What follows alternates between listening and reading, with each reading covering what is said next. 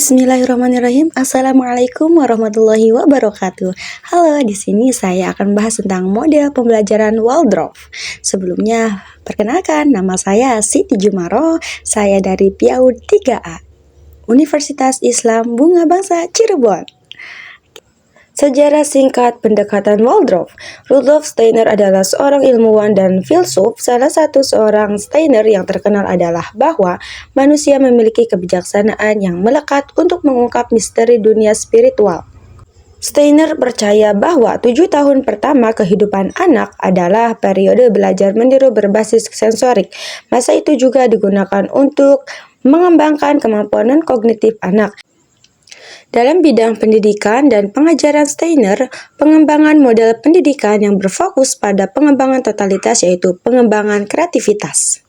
Untuk itu, anak-anak usia dini di sekolah Waldorf didorong untuk bermain dan berinteraksi dengan lingkungan. Mereka bukannya dibiarkan konten akademik. Pendekatan Waldorf. Metode Waldorf lebih mengutamakan dengan faktor usia anak dan pengembangan pada anak.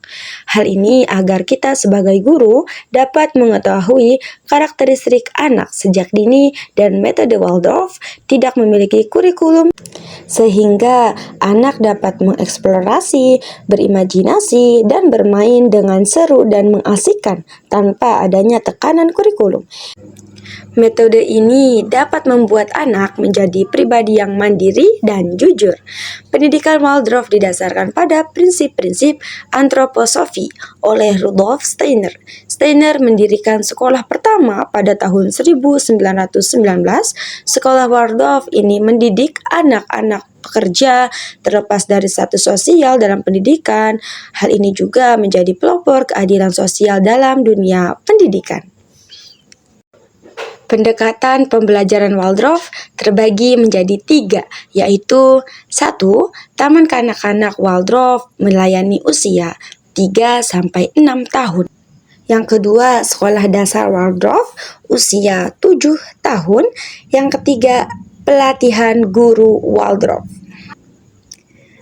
Selanjutnya, pendekatan anak usia dini Waldorf telah diterapkan pada berbagai tempat pelayanan termasuk rumah dan 9 pengasuhan anak pusat, kelompok orang tua dan anak, program dukungan orang tua dan program-program taman kanak-kanak, dan berbagai usia bagi anak-anak berusia 3 hingga 7 tahun. Tujuan pendidikan Waldorf adalah mengembangkan individu yang bebas tetapi bertanggung jawab secara moral, serta dilengkapi dengan kompetensi sosial tingkat tinggi dan kemampuan kreativitas. Mendongeng dan bereksperimen adalah metode utama pengajaran. Pendekatan yang dilakukan adalah pendekatan yang berbasis proyek untuk semua pembelajaran. Pendekatan Waldorf merupakan pendekatan pendidikan telah diakui oleh negara-negara di Eropa. Karakteristik pendidikan Waldorf. Metode program pendekatan Waldorf yang mampu membuat anak usia dini berkelakuan jujur, mandiri, dan spiritual. Di antaranya, 1. Menciptakan masyarakat pembelajar yang peduli. Poin yang pertama yaitu kepekaan anak-anak pada lingkungan. Yang kedua, pentingnya imitasi dan permainan. Selanjutnya, manfaat pengelompokan campur usia, menerapkan ritme dan rutinitas. Yang kedua, mengajar untuk mendorong perkembangan dan pembelajaran. Poinnya, penghormatan, antusiasme, dan perlindungan. Menyediakan lingkungan yang responsif, hubungan anak-anak dengan pengalaman penginderaan, bekerja sama dengan teman sebaya, belajar dengan melakukan tanggung jawab dan regulasi diri. Yang ketiga, membuat kurikulum yang tepat.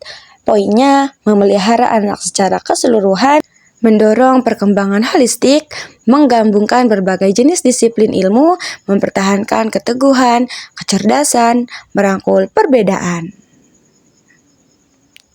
Nah, di sini ada kelebihan dan kekurangan pendekatan Waldorf. Yang pertama, ada kelebihan. Mainan di sekolah ini bersifat sederhana dan terbuka, sehingga akan mendorong imajinatif anak.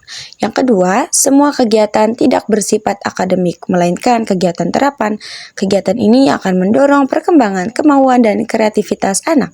Yang ketiga, model ini menekankan bahwa masa usia dini adalah masa emasnya anak yang bila dikembangkan secara baik, segala potensi akan berkembang dengan baik pula. 4. Menggabungkan anak berbagai usia yang berbeda akan membentuk sikap, menghargai, menghormati, imitasi, sikap, dan saling membantu pada anak. Yang terakhir ada kerjasama yang erat antara orang tua dan anak sehingga memaksimalkan perhatian yang mendukung tumbuh kembang anak.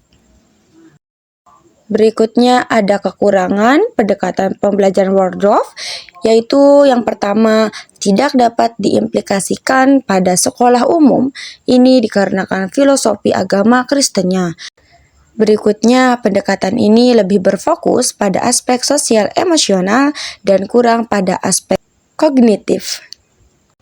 Terdapat kata-kata yang bagus yang berasal Nelson Mandela yang merupakan mantan Presiden Afrika Selatan. Pendidikan adalah senjata paling mematikan di dunia, karena dengan pendidikan Anda dapat mengubah dunia. Sekian pembahasan pendekatan pembelajaran Waldorf dari saya, kurang dan lebihnya mohon maaf. Wassalamualaikum warahmatullahi wabarakatuh.